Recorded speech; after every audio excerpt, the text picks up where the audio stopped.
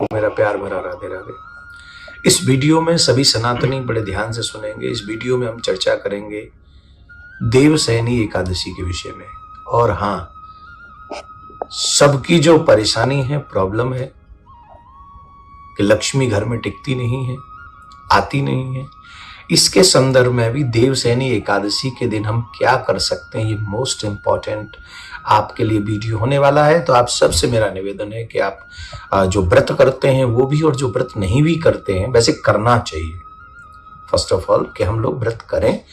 नहीं भी करते हैं तो ये उपाय आप अवश्य करें, जिससे आपके परिवार, सनातनी परिवारों में सुख समृद्धि बनी रहे।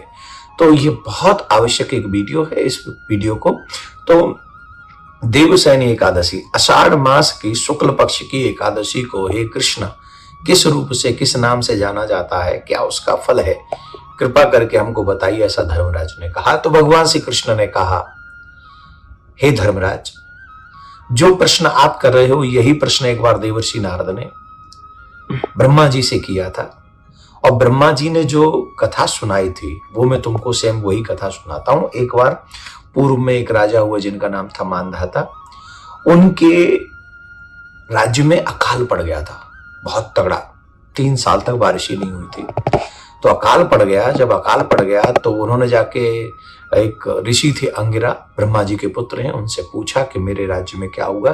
तो उन्होंने कहा कि देखो, ये सतयुग है, यहाँ छोटे से पाप को भी बहुत बड़े रूप से दंड मिलता है। ये सतयुग है ना। कलयुग में, ध्यान से सुना, ये भी बात मोस्ट इंपॉर्टेंट है, सतयुग में छोटा पाप करोगे तो उसका दंड भी बड़ा मिलेगा। और कलयुग में बड़े से बड़े पाप को भी परमात्मा इसलिए क्षमा कर देते हैं कि कलयुग का प्राणी है, छोटा सा दंड देते हैं। तो इसका मतलब है, बड़ा सत्कर्म, अगर छोटा छोटा सत्कर्म भी करेंगे, एकादशी का व्रत करेंगे, तो सहज में हमारा कल्याण हो सकता है। अब इसका मतलब नहीं पाप खूब करो, पाप करोगे तो छोटा भी दंड मिलेगा। तो कलयुग में वो लोग बड़ा दंड सहने योग्य थे, सतयुग में हम लोग छोटा, वो कोरोना भी नहीं सह पाते, समझ रहे हैं ना। तो इसलिए पाप से निवृत्ति, दूरियां बना के रखें और अच्छाई को ज्यादा से ज्यादा करें, जिससे कलयुग में छोटा नाम आधार, छोटा सा नाम जपो और कल्याण हो जाएगा। इतना बड़ा फल लाभ है कलयुग में। तो इसलिए बोले, तुम्हारे राज्य में कोई ना कोई कार्य तो ऐसा हो रहा है जो नहीं होना चाहिए। तो उन्होंने बताया कि कुछ ऐसा हो रहा है। तो बोले, महाराज मैं क्या करूं उस प्रजा को दुख से बचाने के लिए। चारों तरफ त्राहिमाम मचा हुआ है, अकाल के कारण लोगों को कष्ट सहन करना पड़ रहा है। तो उन्होंने कहा कि देखो, आषाढ़ मास की शुक्ल पक्ष की जो एकादशी है ना, जिसे देवशयनी एकादशी कहते हैं, तुम उसका व्रत करो। तुम उसका व्रत करोगे तो निश्चित तौर पर उसका फल मिलेगा तुम्हें। तो राजा ने ऋषि के कहने से व्रत किया एकादशी का, देवशयनी एकादशी का व्रत किया। तो व्रत पूर्ण होते ही ऐसी कृपा हुई भगवान की, उन्होंने बड़े विधि विधान से किया, भगवान का अभिषेक किया आदि आदि, और फिर रात्रि में जागरण किया और जागरण करके भगवान को मनाकर भगवान की ऐसी कृपा ही, मूसलाधार बारिश हुई।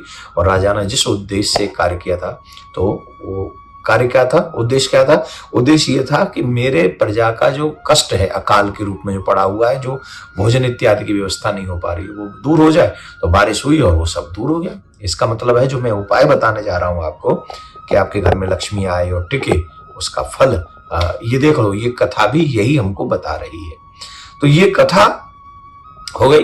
तो अब हम ये बता देते हैं कि एकादशी का फल तो ये होगा कि जो मांगोगे, जिस भावना से रखोगे, वो भावना आपकी पूरी होगी। नियम से तो शर्त इतनी है कि नियम फॉलो किए जाए, पूरे विधि विधान से इसका व्रत किया जाए, ब्रह्मचर्य का पालन किया जाए, सत्य बोला जाए, भूमि पर हो सके तो शयन ही न किया जाए, दिन में तो बिल्कुल भी शयन न किया जाए। क्या करते, व्रत भी करते हैं, खूब 4-5 बार खा भी लेते हैं, और भोजन नहीं करते पर अलग अलग चीजें बहुत खाते हैं।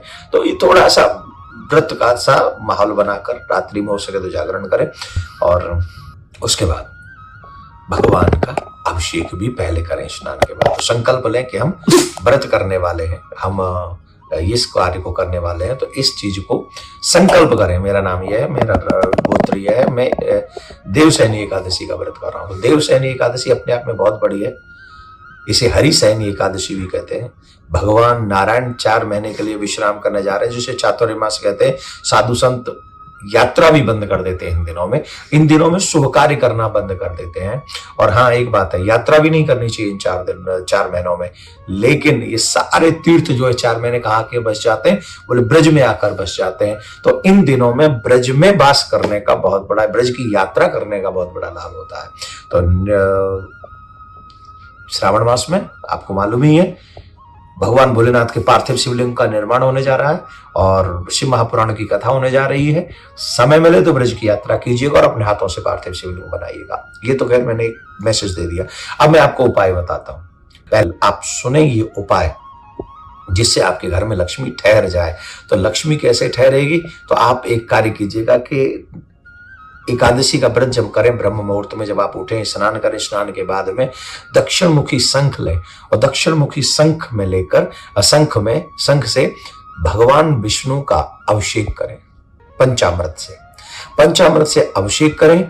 और जब आप पंचामृत से भगवान विष्णु का, लक्ष्मी माँ का अभिषेक करेंगे तो इससे माँ लक्ष्मी बहुत शीघ्र प्रसन्न होंगी और माँ लक्ष्मी आपके घर में निवास करने का निश्चय करेंगे।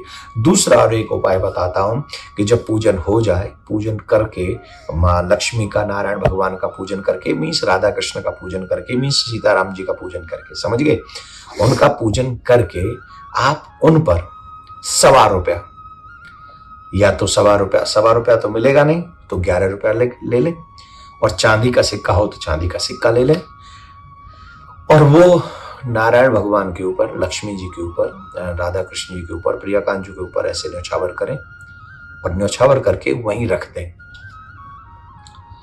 और जब पारायण करें दूसरे दिन तब वहां से उसको लें और लाल वस्त्र में या पीले वस्त्र में, पीला वस्त्र ज्यादा शुभ है, पीले वस्त्र में लें।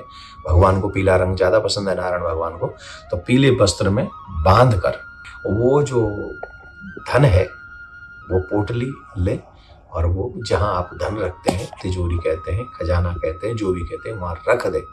इसके बाद धीरे धीरे ये व्रत करेंगे, व्रत का ये फल इसमें आएगा और ये फल आएगा तो क्या होगा, आपके घर में सुख समृद्धि अवश्य वास करेगी। ऐसा हम संतों का मत बता रहे हैं, ठीक है ना, ये बात ध्यान रखें। अब सभी देवसैनी एकादशी का व्रत कीजिएगा, ये उपाय कीजिएगा, ज्यादा रिश्तेदारों को ये उपाय पहुंचाइएगा जिससे उनके घर से लक्ष्मी का जो क्लेश है वो मिटे और वो सुख समृद्धि को प्राप्त करें। माँ लक्ष्मी, प्रियाकांत सरकार आपके ऊपर कृपा बनाए रखें, आपके घर में सुख समृद्धि, निरोगी काया को आप प्राप्त हो, ऐसी प्रार्थना करता हूँ। राधे राधे।